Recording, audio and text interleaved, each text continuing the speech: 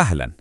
في شيء مهم قاعد يصير في ملف الصحراء المغربية، تغييرات سريعة ويمكن تكون حاسمة. في هذا العرض راح نشوف مع بعض إيش هي هذه التحولات الدبلوماسية والاقتصادية اللي قاعدة ترسم ملامح واقع جديد للمنطقة.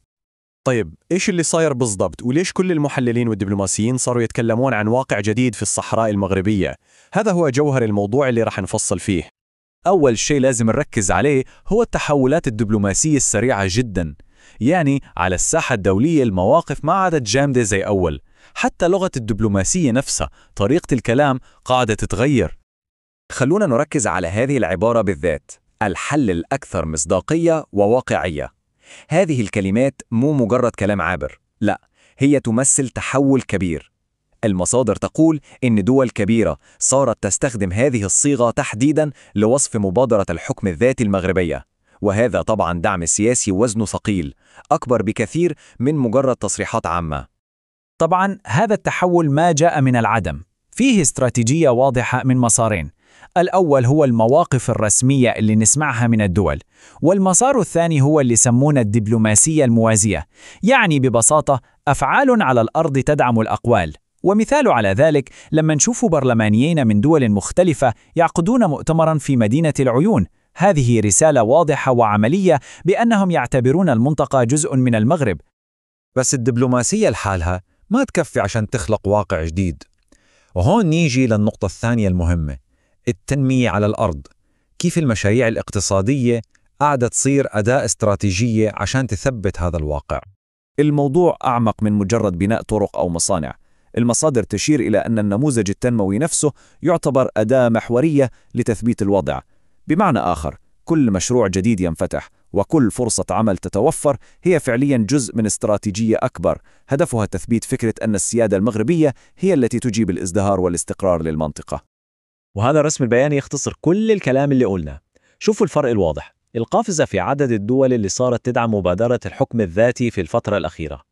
هذا النمو مو مجرد أرقام على ورق، لا، هذا دليل مادي وملموس إن العجلة الدبلوماسية قاعدة تدور أسرع وأسرع. طيب، مع كل هذا الدعم الدولي ومع التنمية اللي نشوفها على الأرض، نيجي للمحور الثالث، مبادرات الحوار الإقليمي. المصادر تقول إنه التحرك الجديد مو بس عشان تغيير المواقف الدولية، الهدف كمان هو إعادة رسم شكل العلاقات مع دول الجوار. هذا الاقتباس من خطاب الملكي يوضح الفكرة تماماً، الاستعداد لحوار جاد مع دول الجوار. الرسالة هنا واضحة ومباشرة، وتحديداً موجهة للجزائر.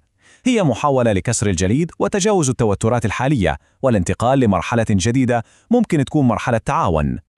إذن لما نجمع كل هذه الخيوط مع بعضها، الدعم الدبلوماسي، المشاريع التنموية، ودعوات الحوار، نوصل لمفهوم الواقع الجديد للصحراء المغربية.